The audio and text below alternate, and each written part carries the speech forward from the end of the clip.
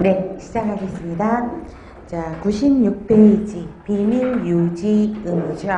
자, 비밀 유지 의무에는요, 자, 두 가지가 있어요. 업무상 알게 된 비밀을 유지해야 되는 의무가 있고요. 그 다음에 3번 보세요. 사생활 보호 의무가 있습니다. 그래서 두 가지로 나눠진다는 걸 먼저 기억을 하셔야 되겠고요. 자, 업무상 비밀 유지는 업무상 알게 된 비밀을 유지해야 되죠. 그래서 업무상 비밀을 누설하면 안 되는 거죠. 비밀 누설 금지죠.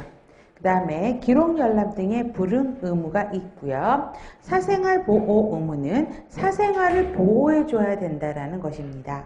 자, 그러면 비밀 유지를 안 해도 되는 상황이 시험 문제겠죠. 그러면 가로 2번 별표하세요.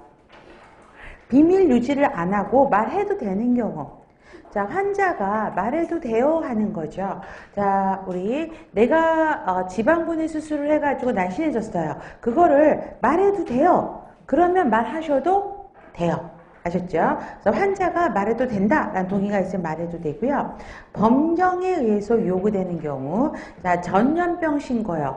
자, 전염병은 비밀을 지켜줄 필요가 없죠. 왜냐하면 전염병을 가진 환자가 비밀을 했을 때 또 다른 사람들에게 그 전염병을 전파할 수 있기 때문에 이런 경우에는 말을 해야 되겠죠.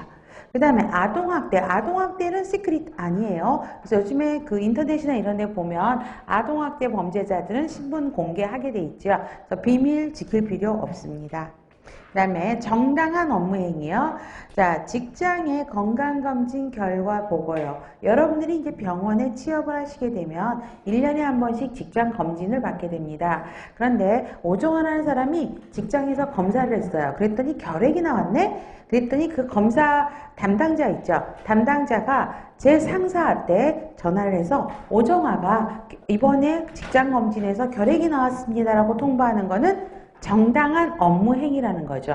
왜요? 저는 환자를 돌보는 간호사이기 때문에 결핵이라는 걸 비밀로 하게 되면 돌보면서 환자에게 결핵을 전파할 수 있죠. 그렇기 때문에 그거는 그 사람이 정당한 업무로 나의 그 검진 결과를 보고한 것이기 때문에 비밀 유지 예외 상황에 속합니다. 말하라고요. 그런 경우에는. 그 다음에 긴급 피난은 뭐냐면 예를 들면 어떤 거냐면 자, 간질을 안고 있는 택시 기사가 있어요. 그러면 택시 기사를 치료한 의사가 있을 거 아니에요. 간질 치료하는 의사. 그래서 그 의사가 택시 조합에 이 사람이 간질을 앓고 있습니다라고 말하는 거는 어때요?